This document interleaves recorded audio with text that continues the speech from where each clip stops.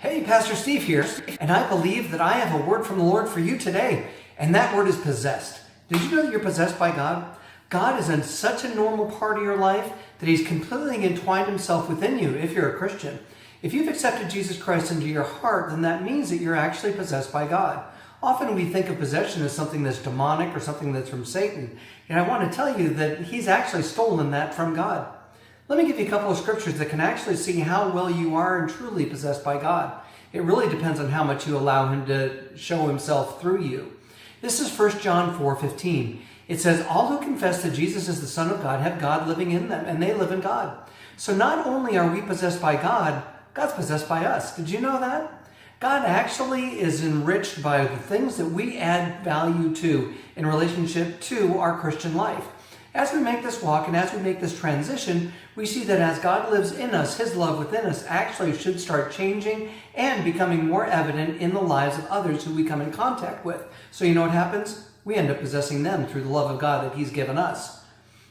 Follow me here. This is 1 John 4:12 and 13. It tells us this. No one has ever seen God, but if we love each other, God lives in us, and His love is brought to full expression in us.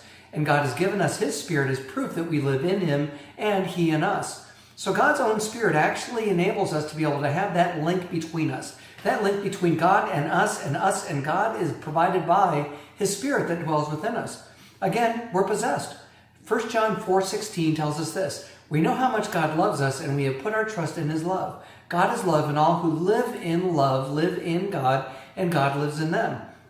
By taking His love and putting it into the lives of others and showing others that we love them as much as God does, then all of a sudden we're taking ourselves and the possession that God has within us, and we're offering it to others. That's pretty powerful. You know, God did this once before, and that's with Jesus Christ.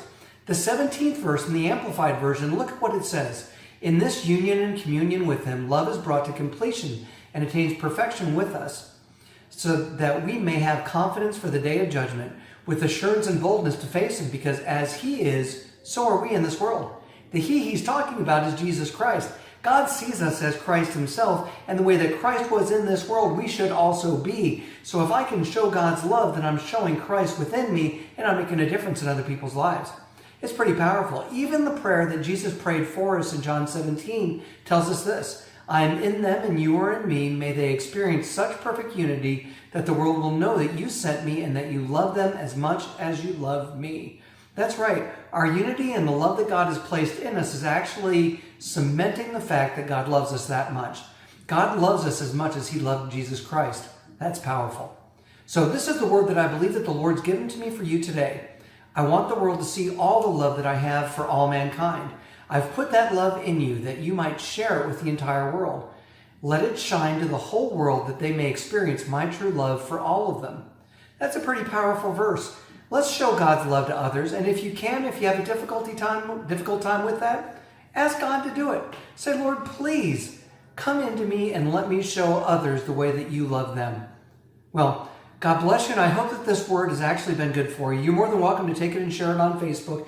You can go to our YouTube channel, and you can subscribe there and get all of our different posts. You're also more than welcome to go to awfg.today and check us out on the web. I'm sure you'll love it.